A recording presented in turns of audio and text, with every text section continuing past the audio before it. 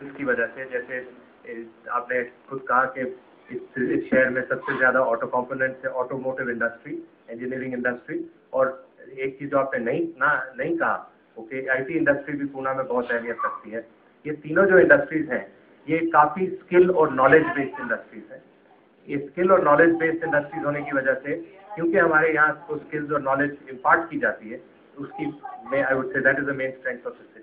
दिनेश मोदी, अगर मैं आपसे पूछूं कि किस इंडस्ट्री को आप इसका श्रेय देना चाहेंगे, तो आप किस इंडस्ट्री को किसी एक पर्टिकुलर को देंगे या फिर सारी जो इंडस्ट्री उनका मिला जुला योगदान है?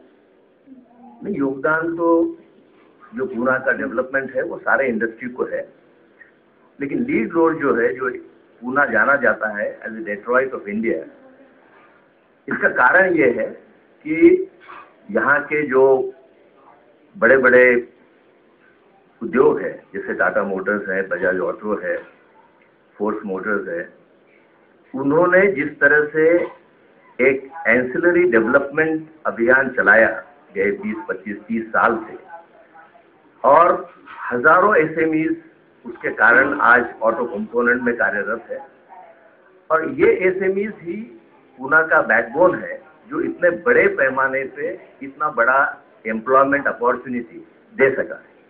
तो मेरे ख्याल से पूना की जो पहचान है वो पूना का automotive and auto component industry, there is no doubt about it. अब मुकेश जी, मैं आपसे एक छोटा सा बहुत ही संक्षेप में लेना चाहूँगा। आपको लगता है कि ऑटो कंपोनेंट इंडस्ट्री ने एक बहुत बड़ा रोल प्ले किया है और बाकी इंडस्ट्रीज को किस तरह से आप देखते हैं? जैसे दिनेश जी ने कहा, ऑटोमोटिव इंडस्ट्री ने एक अपना मार्क तो जरूर और अपना रोल जरूर प्ले किया है, और मेजॉरिटी इंडस्ट्री जो है वो किसी ना किसी तरीके से ऑटोमोटिव इंडस्ट्री के साथ जुड़ी हुई है। और उसके साथ जो ऑटोमोटिव इंडस्ट्री के अलावा जो इंजीनियरिंग इंडस्ट्री है वो भी काफ़ी उसने रोल प्ले किया पूना के डेवलपमेंट में।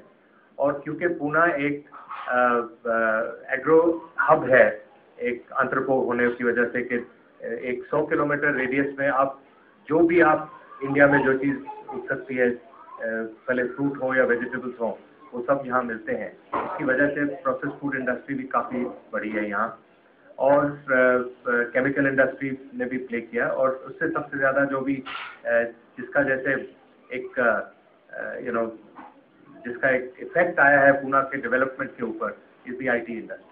नितिन बंसल जी हमारे साथ है। नितिन बंसल जी, यहाँ पे छोटी बड़ी सभी कंपनियों ने यहाँ पर आकर विकास किया। मैं आपसे जानना चाहूँगा कि आखिर अब आपको क्या लगता है कि जो बड़ी कंपनीज है, टाटा की बात कर लें, बजाज की हम बात कर लें, इन सभी ने अच्छी खासी यहाँ पर तरक्की की, लेकिन इसके साथ साथ यहाँ की जो स्मॉल और मीडियम एंटरप्राइजेज है उनका अपना एक अलग ही योगदान है। किस तरह से इस योगदान का देखते हैं? देखिए, यहाँ पूना एरिया में कम से कम 11,000 स्मॉल स्केल इंडस्ट्री है।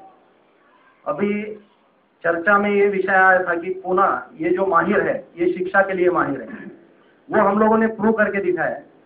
क्योंकि टेक्नोलॉजी का जो ट्रांसफॉर्मेशन है या टेक्नोलॉजी का इमीडिएट यहाँ लाना है, उसमें हम लोग काफ़ी माहिर रहे। कोई भी चीज़ अगर दुनिया में इन्वेंट होती है तो उसका इमीडिएट इम्प्लीमेंटेशन ये पूना में होता है। ये वजह है कि इसके लिए हम लोग अभी ऑटोमोबाइल सेक्टर में काफ़ी जाने माने हो रहे हैं।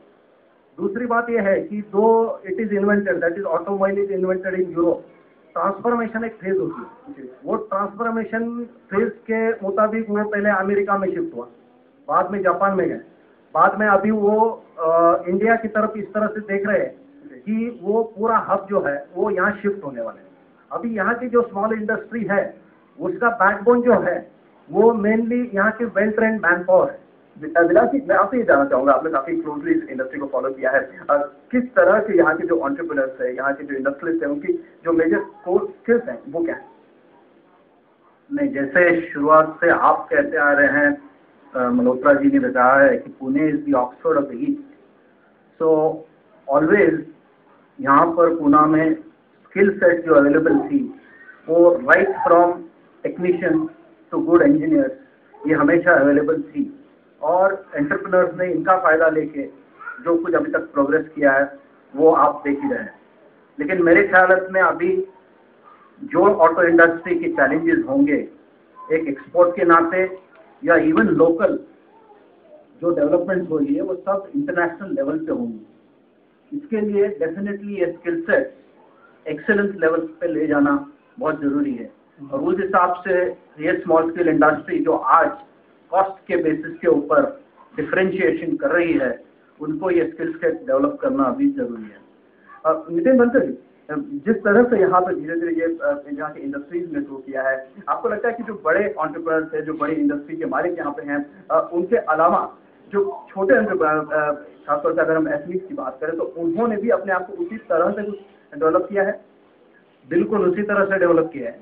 अगर 1999-2000 से अगर देखेंगे तो ये ग्लोबलाइजेशन की वजह से ये सिस्टम ओरिएंटेड सब जगह पे हो गए हैं। मोस्ट ऑफ जो एंटरप्रेन्योर्स है उन्होंने सबने अभी ISO 9000 ये हासिल किया हुआ है। टेक्नोलॉजी का साथ लेके वो लोग चलते हैं। हमारे पास जो मैन पावर है वो काफी ट्रेंड है, तो कोई भी नई अगर चीज रहेगी या कोई अगर चेंजेस करने के अगर रहेंगे तो हम लोग बाकी लोगों के कंपैरिजन में कम से कम खर्चे में और कम से कम टाइम में हम लोग कर पाते हैं। ओके, यहाँ पर एक बात मेरे दिमाग में ये भी आती है कि मेरा ये सवाल आपसे होगा विराज जी, आपको लगता है कि जिस तरह से यहाँ के एंटरप्रेन्योर्स ने अपने आप को तरक्की की है, या नए नए टेक्निक्स को इन्होंने, नई नई टेक्नोलॉजी को इन्होंने अपनाया, आपको लगता है कि उसमें कहीं ना कहीं अब पुणे के जो इंडस्ट्रीज हैं वो उस लेवल को उन्होंने अचीव कर लिया है कि वो इंटरनेशनल जो बड़े हम विकसित देशों की अगर बात करें उसको भी टक्कर देने की हमारे अंदर कुव्वत आ चुकी है? जैसे हम देखते हैं बाकी इंडस्ट्रीज में भी, जैसे आप सॉफ्टवेयर या IT भी देखो तो USA से जो कुछ अपने यहाँ आता है वो बेसिकली फर्स्ट स्टार्ट होता है कॉस्ट बेसिस के ऊपर। मेरे हिसाब से अभी अगर हम देख रहे हैं कि 2015 तक ये ऑटो क्लस्टर का, ऑटो इंडस्ट्री का डेवलपमेंट काफ़ी होने वाला है। अगर हमको इंटरनेशनल लेवल पे एक कॉम्पिटेंस और एज मेंटेन करना है तो कॉस्ट एडवांटेज तो हमारे पास है, लेकिन जब तक हम कॉम्पिटेंस से एडवांटेज नहीं रखते हैं ये कॉस्ट एडवांटेज धीरे धीरे कम होते जाएगा और मुश्किल पड़ेगा। तो सब एंटरप्रेन्योर्स को मेरे ख्याल में along with the big OEM and the small SMEs have to make a hub here where they focus on specific technologies which will give us an edge for the future. That technology should give us the edge in core products that are required for the automobile industry, and such development will give us a long-term edge. Nilesh Manohar ji, आप क्या इससे सहमत हैं कि technology के मामले में कहीं ना कहीं आप लोग पीछे रह गए हैं?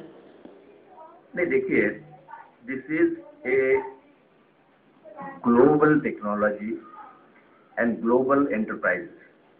What you see in Pune and around, it is not only Tatas and Bajaj and Force Motors, it is also a hub for Volkswagen, Mercedes-Benz, General Motors, and these people have not come here just to sell the manufactured vehicles in the Indian market.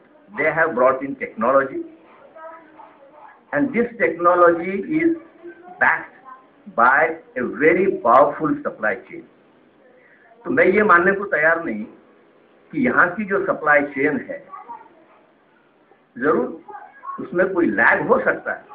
Technology is a always evolving kind of A situation, लेकिन आप यदि गए 10 साल 15 साल के progress को, automotive component को देखेंगे तो this is one industry which made a mark to adapt the technology, whether it is from Japan, whether it is from Korea, whether it is from Europe, and not only adapting for the local conditions, but they were very, very successful in exporting components out of India, mainly to the developed economy like USA, like Europe and Japan. चलिए different view लेते हैं। हमारे साथ शाह साहब मौजूद हैं। शाह साहब, आपसे जब कुछ दिन पहले मेरी मुलाकात थी तो आपने कहा था कि जर्मनी से अगर हम तुलना करें तो जर्मनी की जो मशीनरी होती है उसको 40 साल 50 साल उसकी लाइफ स्पैन होता है, और हमारा आपका यहाँ कोई भी बायर होता है, अगर इंडियन बायर भी है, वो थोड़ी सी एक्सपेंसिव भी होती है अगर वो मशीनरी, तो उसको लेना ज़्यादा प्रेफर करता है। आपको लगता है वो कमी कहाँ रह जाती है? As the long experience they have in manufacturing capital goods. So it's a question of reliability. We are in a position to give the same technology, but the reliability which they have been able to infuse because of long experience, they started industrialization probably 50 years before we started, and that is the only reason I can. चलिए, ये तो बात हो गई strength की, लेकिन क्या तमाम विकास और तमाम संभावनाओं के बावजूद क्या पुणे शहर को इसका सही हक मिल पाया है? क्या आप भी मानते हैं कि पुणे शहर के साथ सौतेला व्यवहार हो रहा है? कुछ इन्हीं मुद्दों पर हम चर्चा करेंगे, लेकिन एक छोटे से ब्रेक के बाद।